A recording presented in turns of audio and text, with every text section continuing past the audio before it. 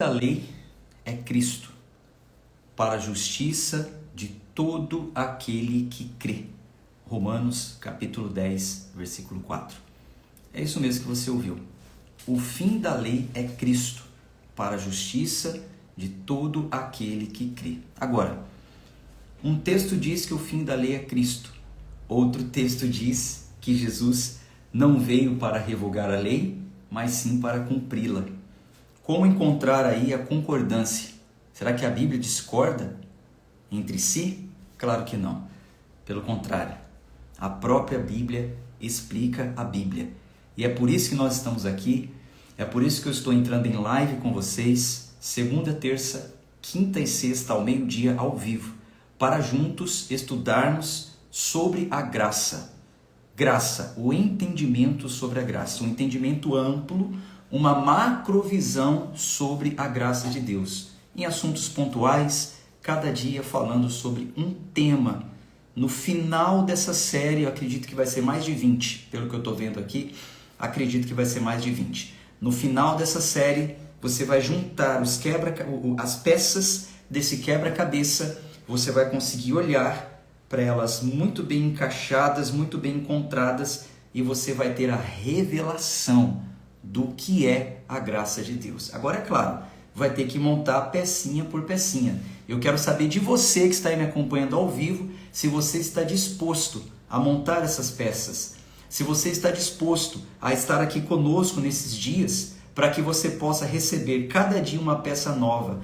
E eu não vou soltar a peça na sua mão embaralhada, ou as peças, embaralhadas, misturadas, e falar: se vira, monta aí o quebra-cabeça você. Não, eu estou te entregando as peças e estou falando onde elas se encaixam. Estou te orientando, encaixe essa nessa. Ficou bom? Entendeu? Agora você vai encaixar essa outra. No final, você vai ter aí um quadro, uma visão ampla do que é a graça de Deus. Então, eu quero saber de você, se você está disposto realmente a montar esse quebra-cabeça. Saiba que essas lives não estão ficando gravadas, pelo menos por aqui no Instagram. Mais para frente eu vou disponibilizar todas essas lives na plataforma, e você está tendo acesso aqui gratuitamente a um estudo amplo sobre a graça de Deus. Quero saber de você. Coloque aqui nos comentários, faça sua declaração pública dizendo se você está disposto a montar esse quebra-cabeça. Hoje eu vou te dar mais uma pecinha. Hoje eu vou te dar uma peça que vai falar sobre o prazo de validade da lei, e vou te dizer onde você encaixa essa peça. Repito, não estou aqui jogando nas suas mãos as peças embaralhadas e falando: se vira, descobre sozinho. Não, eu estou dizendo o seguinte: a peça é essa e essa você vai encaixar nessa. E no final você vai ter um quadro amplo. Você vai olhar e vai entender bem sobre a graça de Deus. Cadê? Eu quero ver vocês falando aí, ó. Sim, estou disposto. Quem mais? Faça a sua declaração da sua forma, nas suas palavras aí, ó.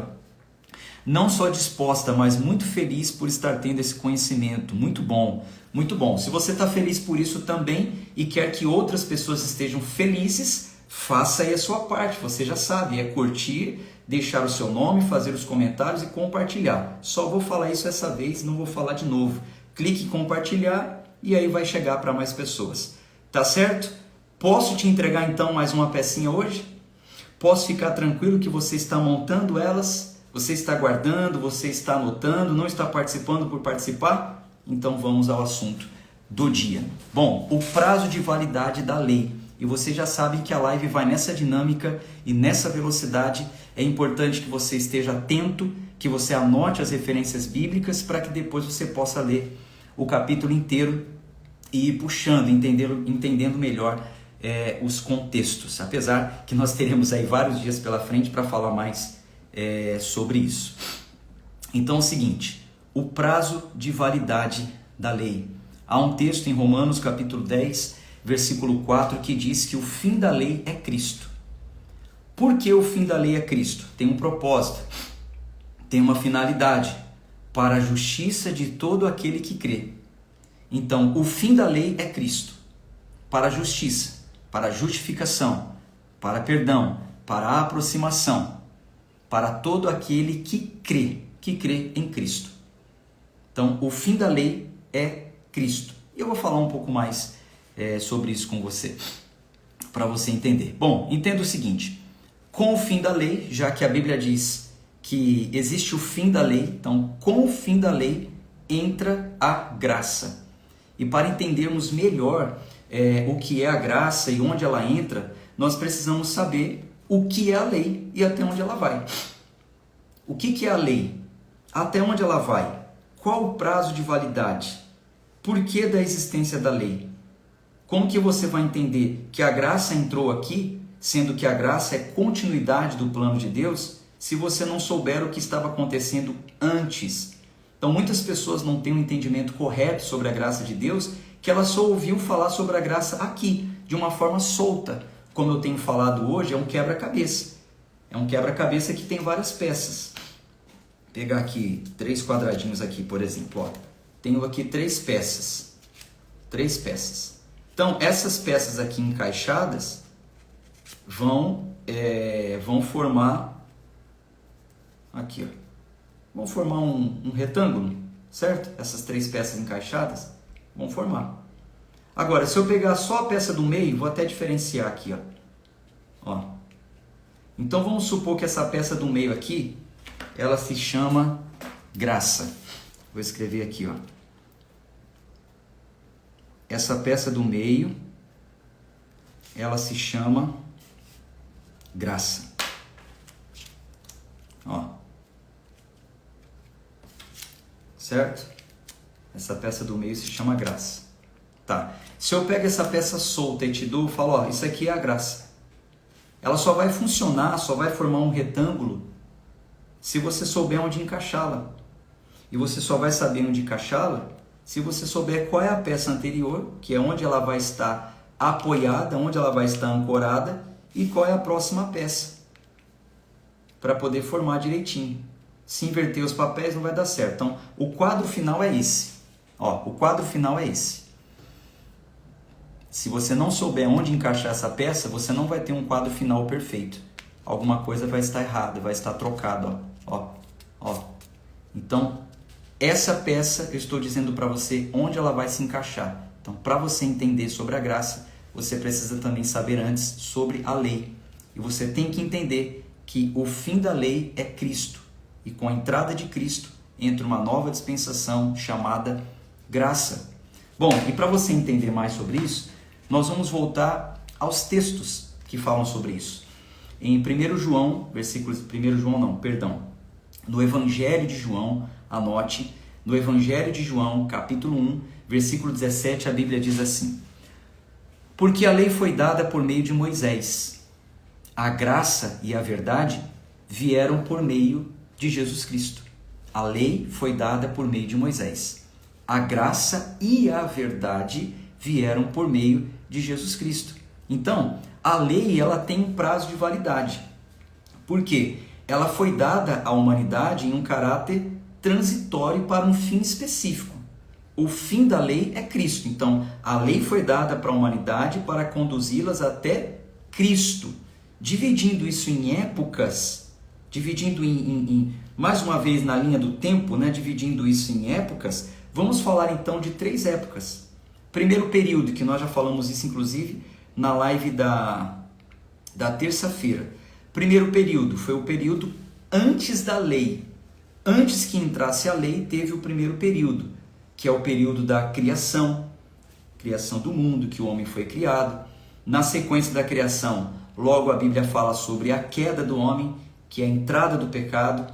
Com a entrada do pecado também vem a consequência, né, desse pecado, que é a morte, o afastamento de Deus. Ainda nesse primeiro período antes da lei, vem Abraão, que é antes da lei. Deus faz uma promessa para Abraão, que a partir dele, da semente dele, seria salva todas as famílias da terra. Então, esse primeiro período, ele vai de criação,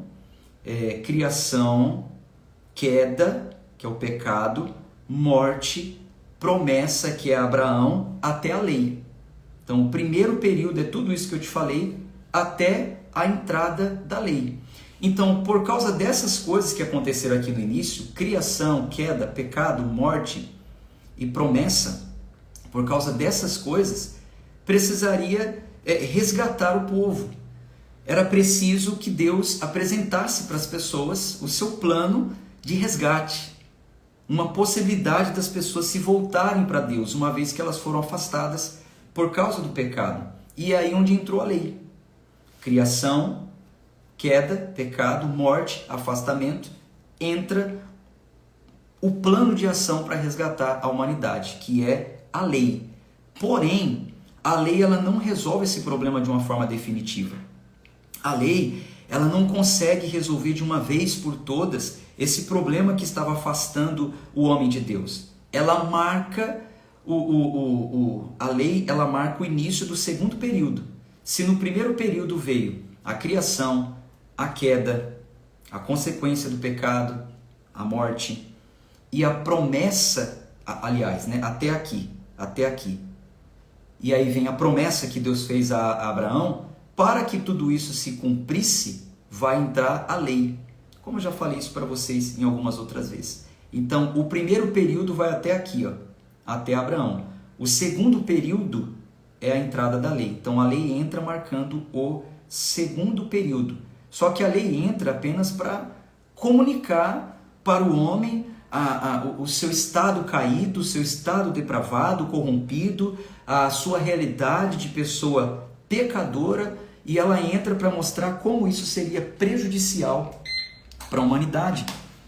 Então a lei entra para dar uma ênfase, para aumentar a ofensa, para jogar luz e dizer, olha, vocês estão caídos, corrompidos, pecadores, e isso está fazendo muito mal para vocês e para toda a humanidade. Então vocês precisam agora de uma lei. Na tentativa, porque a lei não vai conseguir, na tentativa de salvá-los. Então salvar não vai salvar, mas vai conduzi-los debaixo de uma aliança, uma promessa que Deus fez para Abraão, que essa geração, essa nação seria dele, até que viesse o descendente, por fim, o Salvador de todo mundo. Então, o segundo período é marcado pela entrada da lei, que aumentou a ofensa, mostrou as consequências do pecado, mas não poderia redimir do pecado original, não pagaria pelo pecado original. Então, tudo isso vai de Moisés, que é o segundo período, até Cristo. Vamos recapitular. Primeiro período, criação, vai até o segundo período, lei, Moisés. Segundo período, lei, Moisés, até o terceiro período, Cristo e a graça. É com a entrada de Cristo, é com a primeira vinda de Cristo que a graça ela é revelada em sua plenitude. Então, o terceiro período, ele se inicia com a primeira vinda de Cristo e ele vai levar o povo até a segunda vinda de Cristo. Na segunda vinda de Cristo, aqueles que foram salvos pela graça, então, subirão com Cristo, reinarão com Cristo, estarão com Cristo. E assim, de uma vez resolvido o problema inicial de separação do homem e Deus. Recapitular aqui de uma forma mais dinâmica. Primeiro período, criação do homem. O que aconteceu no primeiro período?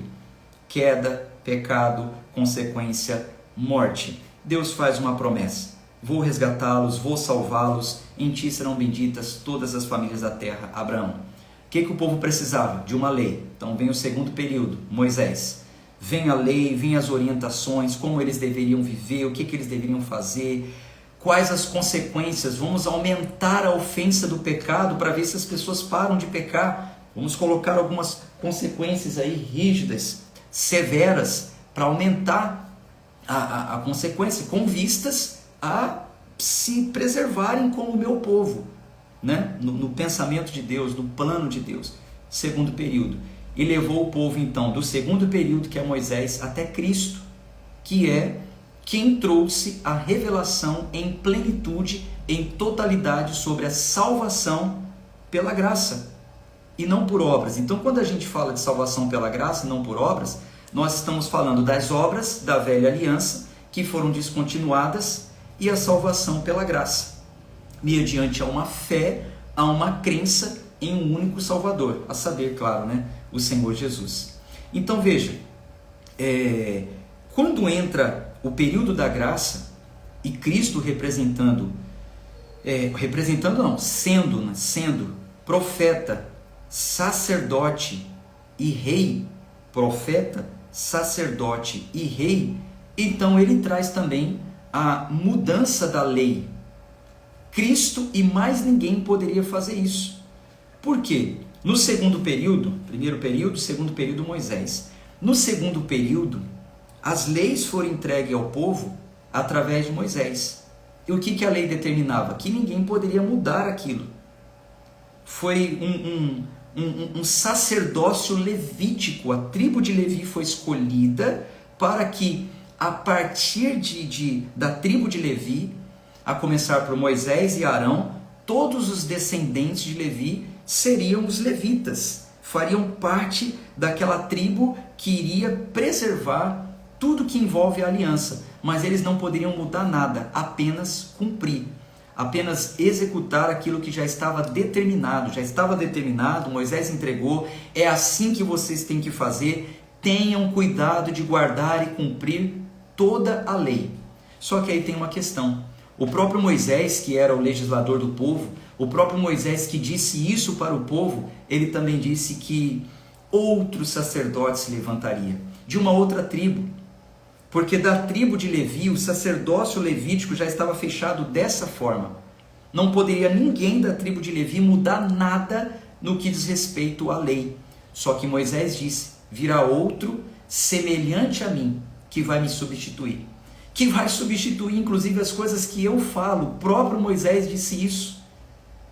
Você pode ler lá em Atos capítulo 3, versículo 22. Anota, eu só vou citar aqui e seguir, hein? De novo, Atos capítulo 3, versículo 22. Façam a gentileza de colocar nos comentários, que às vezes eu falo um pouco rápido e alguém não conseguiu pegar. Então anote aí, coloque nos comentários, ajude os seus irmãos.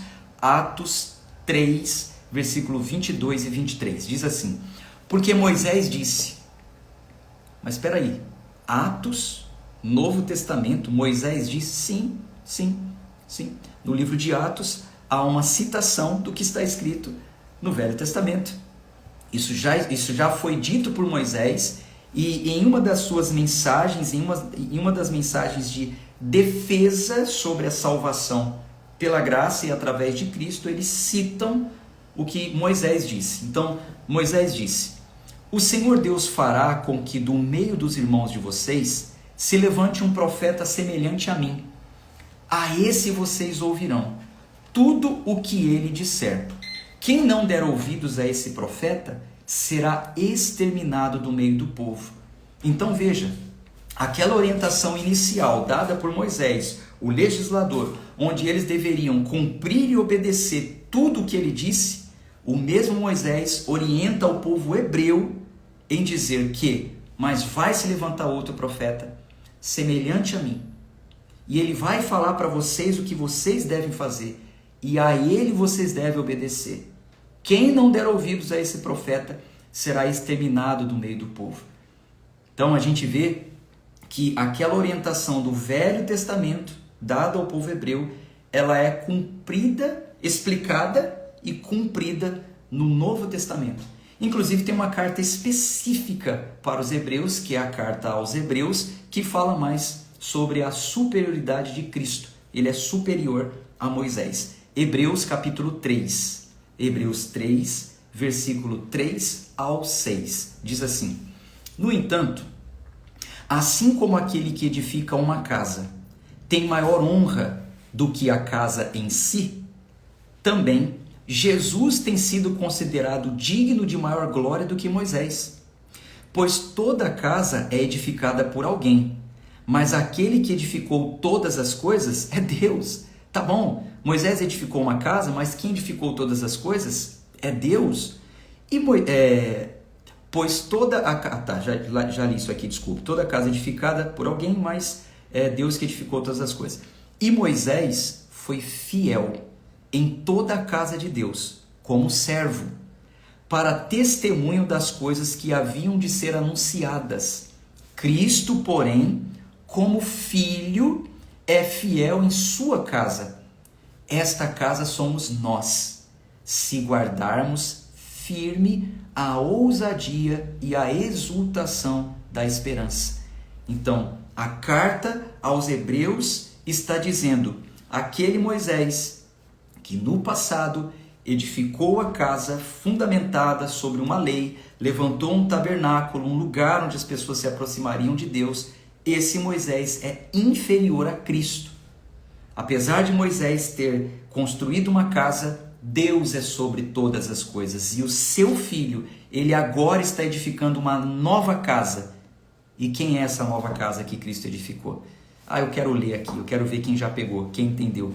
Quem é essa nova casa que Cristo edificou? Então o texto diz que Cristo, ele é superior a Moisés, e que Moisés apenas testemunhou as coisas que haveriam de vir, as coisas que iriam acontecer. Moisés edificou a casa, ele foi fiel, mas era só apontando para Cristo. Muito bem, isso aí, somos nós os que cremos, né? Nós os que cremos. Fica até o final para você ver que nem é todo mundo que crê não, tá? Não é todo mundo que crê. Então, ele continua na carta aos Hebreus, falando um pouco mais sobre isso, e exaltando ainda mais a superioridade de Cristo. Como ele é muito superior a Moisés, ele é muito superior à velha aliança, ele traz a nova aliança. Veja, Hebreus capítulo 8, versículos 6 ao 7.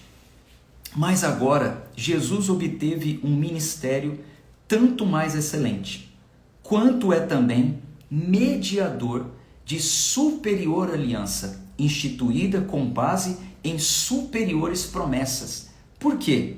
Se aquela primeira aliança tivesse sido sem defeito, de maneira alguma estaria sendo buscado lugar para uma segunda aliança. Então aqui mais uma vez nós vemos que a lei ela tinha um prazo de validade. O texto está dizendo que a primeira aliança ela tinha defeito. Porque se a primeira aliança tivesse sido sem defeito, de maneira nenhuma se buscaria uma nova. Então todo o texto, todo o Velho Testamento já dizia que viria uma nova. Se a primeira aliança fosse perfeita, para que buscar uma nova? Então aqui é mais uma prova de que a lei ela era transitória, ela tinha um caráter transitório para conduzir o povo a um fim. E o fim da lei é Cristo. Para quê? Para a salvação, para a justificação daqueles que crerem nele. Então, a primeira aliança, ela não era perfeita, ela fazia parte do plano inicial de Deus para a salvação, mas isso culmina em Cristo. E por que a primeira aliança ela não era perfeita? Por que a Bíblia vem dizendo e apontando, e o Novo Testamento também, que a primeira aliança não era perfeita? Vamos ler isso lá em Gálatas, capítulo 3. Gálatas, capítulo 3, versículo 11 ao 12. É evidente que pela lei ninguém é justificado diante de Deus. É evidente que pela lei ninguém é edificado diante de Deus. Por quê? O justo viverá pela fé. É o que a velha aliança já dizia, é o que o Velho Testamento já dizia. O meu justo viverá pela fé. É evidente que ninguém será justificado diante de Deus pela lei. Ora, a lei não procede de fé. A lei não procede de fé. Mas aquele que observar os seus preceitos, por ela viverá. A lei não procede de fé. A fé não precisa das coisas da lei. A fé tem que ser na fé. Fé na fé. E o que é fé? Fé é uma certeza bem fundamentada do que está escrito na Bíblia, Hebreus 11. A fé é o firme fundamento das coisas que se esperam e a convicção de fatos que não se vê. Então, no que diz respeito à fé salvífica, a fé salvífica nos leva a entender na nova aliança que não seremos salvos por nada que nos apegarmos ou fizermos. Nada da lei. Eu vou fazer um jejum para me salvar. Eu vou fazer um sacrifício para ser salvo. Eu vou me esforçar, são as minhas obras. Porque eu deixei de fumar, porque eu deixei de beber, porque isso, porque aquilo. Outra vez eu perguntei para uma pessoa na igreja, eu perguntei para a pessoa assim, vem cá fulano, você tem certeza da sua salvação? Você tem certeza da sua salvação? Aí ele falou assim, tenho, claro que tenho. Aí eu falei, por que você tem certeza da sua salvação? E isso em tempos antigos, hein? Eu não tinha um entendimento tão claro quanto a isso. Mas a resposta dele para mim foi satisfatória naquele tempo. Olha o que ele me respondeu. Pastor, eu tenho certeza da minha salvação, sabe por quê? Porque eu, desde que eu comecei a vir na igreja, eu parei de fumar, eu parei de beber. Por isso que eu vou ser salvo. Porque desde que eu comecei a vir na igreja, eu mudei as minhas atitudes. E pode perguntar para minha esposa, pergunta para ela, se quando eu comecei a vir na igreja eu não decidi, eu parei de fazer todas essas coisas. Aí eu fiquei satisfeito, eu falei, poxa, ele está falando até que a esposa é testemunha. Só que hoje nós entendemos que não são essas coisas que te salvam. Não são as suas obras que te salvam. A pessoa deve ter certeza da salvação dela pela revelação da graça. Por entender que nada do que ela fizesse a salvaria. Não são as suas obras que te justificam, mas é o aceite, é a confissão de Cristo como Senhor da sua vida, a confissão dos seus pecados, o abandono da velha vida, em resposta a essa crença. Então, em resposta à salvação pela graça, eu vou apresentar boas obras. Então, por que você tem certeza da sua salvação? Porque eu não mereço, porque eu sou pecador, eu sou falho. Até aqui eu tive uma vida, olha, só Jesus para ter misericórdia, e Ele teve. Ele me revelou isso, eu entendi, eu compreendi que não é por mim mesmo. Eu tenho certeza da salvação porque eu estou apoiado, ancorado no que a Bíblia diz sobre isso. Por causa da graça dele, o favor que eu nem merecia. Então não são as nossas obras. É evidente que pela lei ninguém é justificado diante de Deus, porque o justo viverá pela fé. Mas tem um texto que fala mais sobre isso, continuando aqui, o Gálatas, capítulo 3, versículo 15 ao 18. Gálatas 3, 15 ao 18. Irmãos, falo em termos humanos. Ainda que uma aliança seja meramente humana, uma vez ratificada, ninguém revoga ou lhe acrescenta coisa alguma. Ora, as promessas foram feitas a Abraão. Preste atenção nesse texto, porque esse texto é uma defesa, ele é um texto apologético, onde vai defender a fé salvífica. Paulo, ele está falando com um grupo de pessoas, de judeus, que ainda defendiam a salvação pela lei, por causa das obras de Moisés. Eles não estavam acreditando na salvação pela graça e por causa da obra de Cristo. Por quê? Porque eles diziam que a graça estava vindo depois de Moisés e que nada substituiria o que Moisés determinou. Então Paulo, em defesa, ele vai trazer esse discurso, preste atenção nele que ele é muito importante. Irmãos, falo em termos humanos. Vocês estão falando aí da aliança que Deus fez com Moisés, né? Tá bom, a aliança que Deus fez com Moisés? Certo. Tá bom. Ainda que uma aliança seja meramente humana, uma vez ratificada, ninguém revoga ou acrescenta alguma coisa. Vamos falar de aliança? Vocês estão falando de aliança, né? Então, uma vez que faz uma aliança, não é revogada, não é isso? Ora, as promessas foram feitas a Abraão e ao seu descendente, que é Cristo. Não diz e aos seus descendentes, como falando de muitos, porém como falando de um só, ao seu descendente, que é Cristo. Quando disse que o descendente seria aquele que salvaria todas as nações, se referia a Cristo. A Cristo. A nação de Abraão, os filhos de Abraão, a nação pactual seriam conduzidas, guardadas, protegidas, até que viria o descendente, o Salvador. Então, ele está dizendo aqui o seguinte: uma aliança anteriormente confirmada por Deus não pode ser revogada pela lei, que veio 430 anos depois, a ponto de anular a promessa. Porque se a herança provém de lei, já não decorre de promessa, mas foi pela promessa que Deus concedeu gratuitamente a Abraão. Então, aqueles judeus da Galácia, eles estavam insistindo em dizer que a salvação era pela lei e não pela graça, porque a graça veio depois da lei. Eles não aceitavam esse tipo de pregação salvífica como os apóstolos vinham pregando. que Paulo faz? Ele fala o seguinte: então tá bom, vocês estão agarrados em uma aliança, uma promessa que Deus fez através da lei para Moisés. Eu quero dizer para vocês que antes de Moisés já era Abraão. Lembra dos 3 períodos que eu falei para vocês? Primeiro período, criação, queda, pecado, consequência, morte. Deus faz uma promessa. Qual é a promessa? Em ti serão benditas todas as famílias da terra, através do seu descendente. É promessa, Abraão. Estou prometendo para você, tá bom? Promessa. Não vai ser pelo que você fez. Você não fez nada para merecer isso. É promessa, tá bom? Estou prometendo para você que vai acontecer isso. Depois de 430 anos vem a lei. Só que a lei não pode invalidar a promessa. Não é pela lei, era uma promessa. A lei ela veio em caráter transitório para levar daqui para cá. Ó os dedinhos, ó. Ó os dedinhos, ó. Daqui para cá, porque o terceiro período é Cristo, é graça. Então a lei ela se torna inoperante para a salvação. E essa aí não vou conseguir juntar os... vou aqui, ó. Promessa, Cristo veio salvar. A lei só teve um caráter transitório.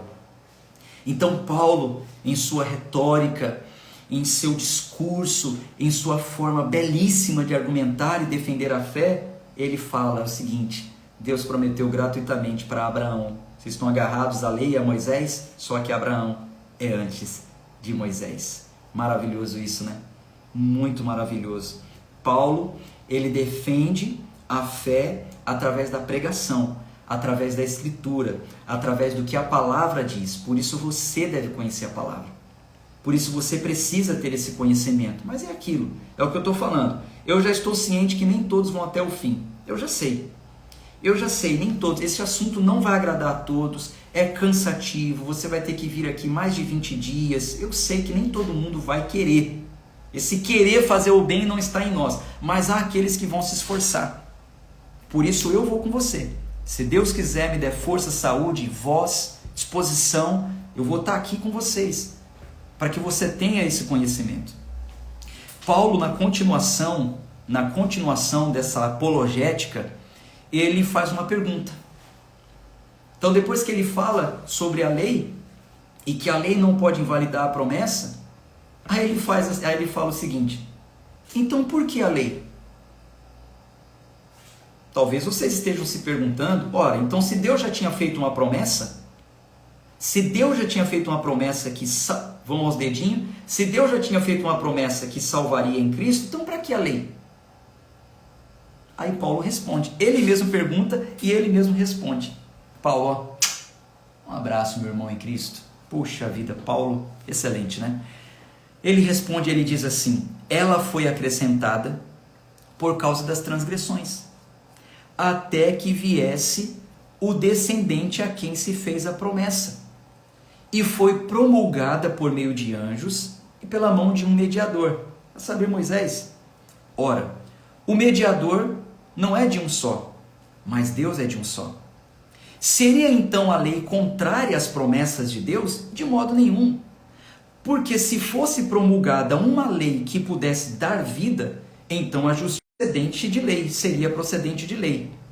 Mas a escritura, na conexão, acho que voltou, né? Tá ok, né? Tá ok aí para vocês? Para mim deu uma falha aqui na conexão. Tá ok para vocês? Posso seguir? Posso continuar? Então lembrando, Paulo fala que a lei não pode invalidar a promessa e seriam salvos por causa da promessa e não por causa da lei. E aí ele mesmo pergunta, então por que a lei?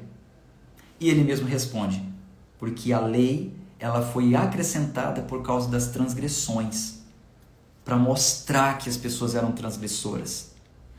A lei veio para colocar toda a humanidade debaixo, encerrados sob o pecado. Olha o que a Bíblia diz assim, ó. Então a lei é contrária às promessas de Deus? De modo nenhum. Porque se fosse promulgada uma lei que pudesse dar vida, então a justiça seria de fato procedente da lei.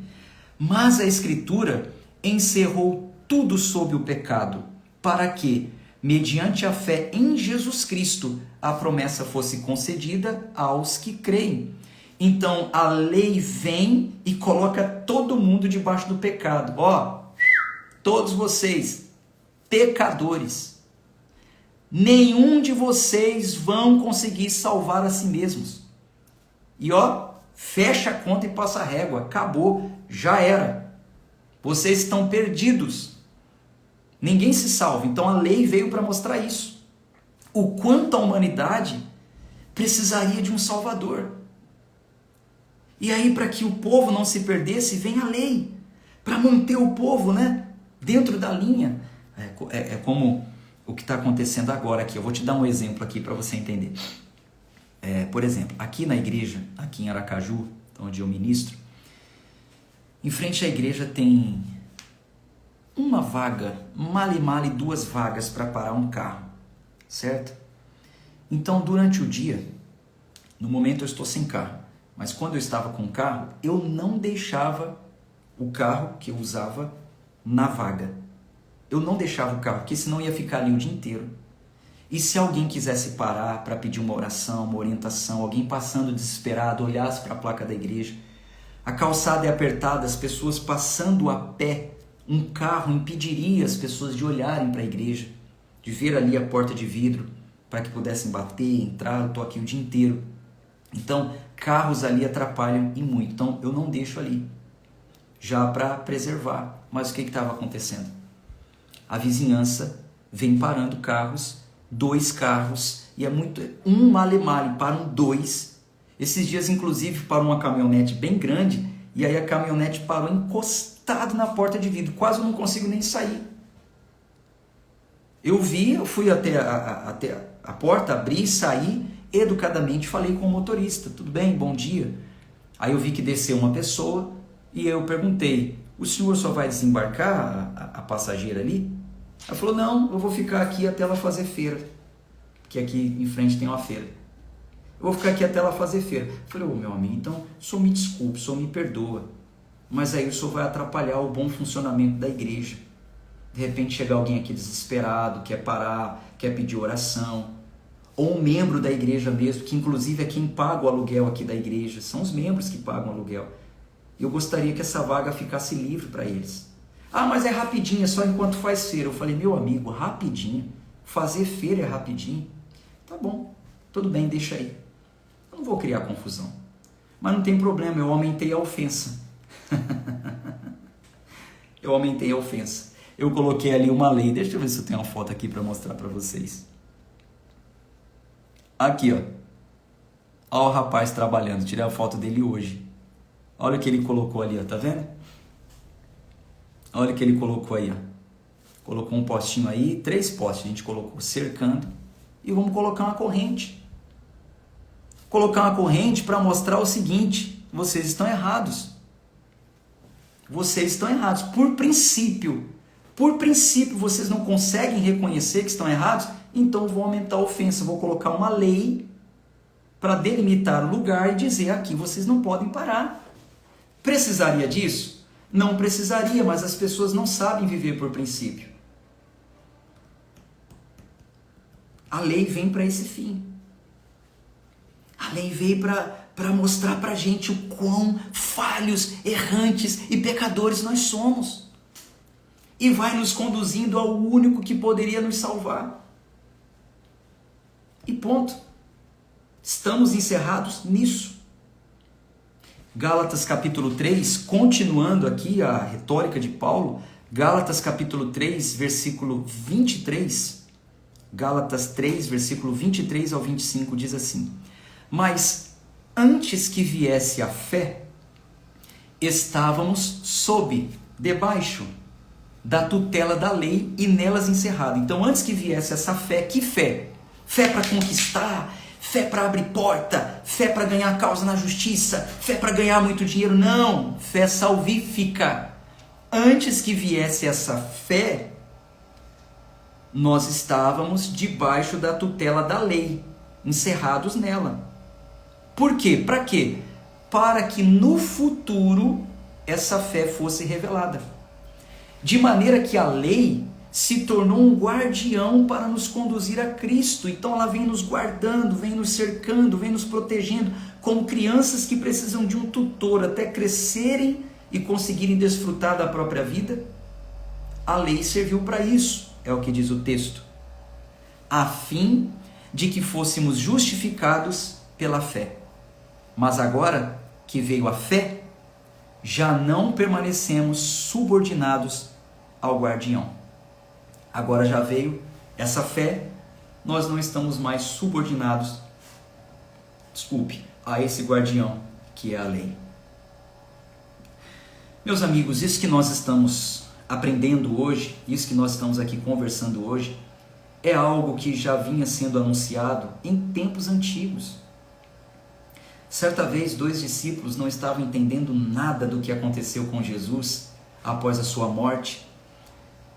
Ele morre, ele é crucificado, morto e sepultado, e ao ser sepultado, os 2 discípulos estão indo embora para casa, tristes, desanimados, decepcionados.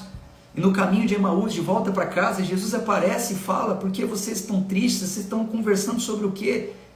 Esses discípulos falam: você não viu, você não ficou sabendo o que aconteceu lá em Jerusalém? Prenderam o nosso Senhor, mataram o nosso Senhor, sepultaram o nosso Senhor, acabou a nossa esperança.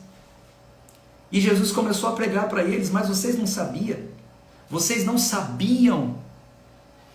Moisés falou, os profetas falaram que isso seria necessário. Vocês não estão entendendo isso? Seria necessário isso para que entrasse uma nova dispensação, para que realmente o tempo da lei acabasse e entrasse a graça. Tinha que ficar gravado. Vai ficar por 24 horas. Por 24 horas vai ficar. Tem gente falando: tinha que ficar gravado. Vai ficar 24 horas. Quem tiver interesse vai vir aqui e vai assistir. Então veja, o que nós estamos ouvindo aqui já foi falado há muito tempo atrás. Há uma profecia que dizia assim, leia em Hebreus, capítulo 8, versículo 8 ao 13.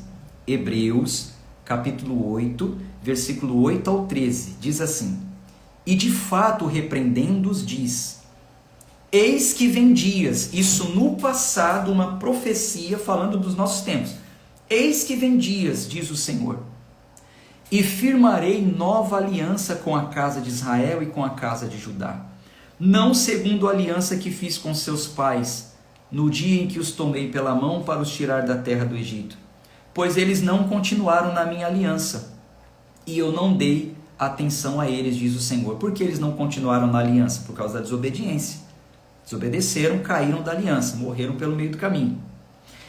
Porque esta é a aliança que farei com a casa de Israel depois daqueles dias, diz o Senhor. Olha como vai ser. Imprimirei as minhas leis na mente deles e as inscreverei sobre o seu coração.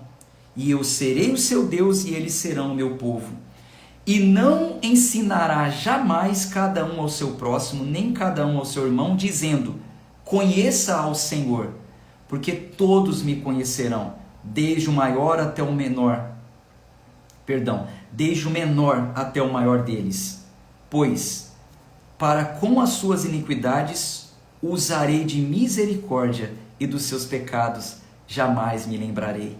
Então hoje não tem mais aquela coisa de vocês precisam conhecer a Deus como era no passado. Então você vai ter que ser circuncidado, você vai ter que ouvir aprender a Torá, você vai ter que praticar as leis judaicas, você vai ter que participar das festas, dos ritos, sacrifícios para você conhecer o Senhor. Ele falou: acabou, mais uma vez, passa a régua, não vai ser mais assim.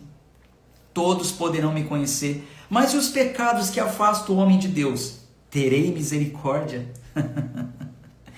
Terei misericórdia, porque é uma nova aliança. E o texto encerra assim, quando ele diz nova aliança, torna antiquada a primeira.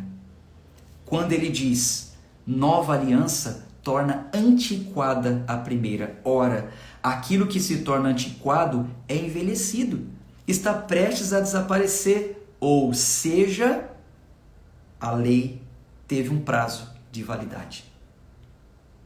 Antiquada, em caráter temporário e transitório. Então, a velha, já estou partindo para a gente terminar aqui. Então, a velha forma de cultuarmos a Deus, a lei das ordenanças, os ritos judaicos, a festa do Purim, do Pentecoste, de tocar o shofar, de apresentar sacrifício no altar e aquele monte de coisa foram todas descontinuadas. Essa lei se tornou antiquada, não é assim mais que se aproxima de Deus. E atenção, hein? Deixa eu falar uma coisa para vocês aqui. Tem muita gente falando, deixa gravado, salva. Vai ficar, Ieda, salva de hoje. Vai ficar 24 horas. Mas é que eu queria mandar para um amigo. Manda hoje. Manda hoje e manda avisando. Só vai ficar 24 horas e acabou. É a lei e a lei é boa. Pastor, mas e a graça? A graça está aqui operando. De graça vai ficar 24 horas. Atenção que eu vou falar para vocês. Muito sério agora. Muito sério. Saiba uma coisa. Quando você estiver em um ambiente de culto e você vê essas coisas acontecendo, as coisas antiquadas, saiba que essas coisas não estão aproximando ninguém de Deus. Essas coisas não aproximam o homem de Deus. Não aproximam. Repito, essas coisas não aproximam o homem de Deus. Se você chegar em um ambiente de culto e você ver essas coisas, toque do chofar, culto da vitória, noite da vitória, 70 sacerdotes vão tocar o chofar. Essas coisas não aproximam o homem de Deus. É antiquado, passado, porque hoje existe um novo caminho que nos leva a Ele. Cristo aboliu isso aí. Acabou. Que é isso, pastor? Cristo aboliu. Quer saber onde está escrito? Não, porque ele não veio revogar a lei, mas cumprir. Que lei? Lei moral. Essas leis cerimoniais diz assim, Efésios, capítulo 2, versículo 15. Cristo aboliu a lei dos mandamentos na forma de ordenança. Mais uma vez, Cristo aboliu a lei dos mandamentos na forma de ordenança. Não é a lei moral não, tá? A lei dos mandamentos na forma de ordenanças. Aí quando você vai lá em Levítico, você vai ver as ordenanças.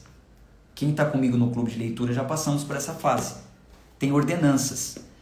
Para trabalhar no tabernáculo tem que ungir com óleo. O óleo tem que ser feito com algumas especiarias. Tem que estar com a roupa lavada, tem que ter uma bacia, tem que ter purificação, derramamento de sangue, altar com chifre, etc, etc, etc, etc, etc, etc, etc, etc. Acabou! Cristo aboliu a lei das ordenanças. Efésios 2,15. Depois eu continuo esse versículo. Voltando aqui, aquilo que eu estava falando para vocês. Quando você entrar em um ambiente de culto e você vê essas coisas, saibam que essas coisas não aproximam o homem de Deus. Não aproximam. Porque existe um novo caminho, não é mais dessa forma. Onde está escrito isso? Hebreus, capítulo 9, versículo 8. Hebreus, capítulo 9, versículo 8. Com isso, o Espírito Santo, atenção, hein? Atenção, isso é uma parábola. Com isso, o Espírito Santo quer dar a entender o caminho do santuário Com isso, o Espírito Santo quer dar a entender que o caminho do santuário ainda não se manifestou, enquanto o primeiro tabernáculo continua erguido. Quem é bom em parábola? Quem é bom em parábola? Decifre. Decifre. Quem é bom em parábola, diga. Pense, se você for rápido, digite aqui, o que ele quis dizer, olha só. O Espírito Santo nos dá a entender que o caminho do santuário ainda não se manifestou. Por quê? Por que não se manifestou? Enquanto o primeiro tabernáculo continua erguido. Quem é bom em parábola, me diga. O que é o primeiro tabernáculo e o que é o caminho do santuário? Rapidinho. Tem que ser dinâmica a live, rapidinho. Alguém colocou aqui, pastor, 24 horas é pouco. Não é. 24 horas é muito tempo. É só priorizar. Prioriza que você vai conseguir assistir tudo. Só vai ficar 24 horas, vou excluir. Opa, o Jefferson foi excelente aqui, excelente. Vamos de novo à parábola. Ó. Com isso, o Espírito Santo quer dar a entender que o caminho do santuário ainda não se manifestou, enquanto o primeiro tabernáculo continua erguido. Ou seja, o Jefferson colocou aqui, ó, enquanto as pessoas estiverem nos ritos antigos, a graça não chega. Parabéns. Quem mais colocou aqui, ó? Quem estiver ainda ligado à lei não vai conseguir entender a glória de Deus. Faz sentido. Quem mais? Lei e graça, faz sentido. Quem mais? Arrisca aí, gente. Arrisca. Se errar, errou. Não tem problema. Arrisca aí. Bom, deixa eu falar para a gente não perder a dinâmica da live. Então, nós estamos falando o seguinte. Presta atenção. Estamos falando o seguinte. Os ritos antigos, antiquados, foram descontinuados. Não é mais dessa forma que se chega até Deus, tem uma nova.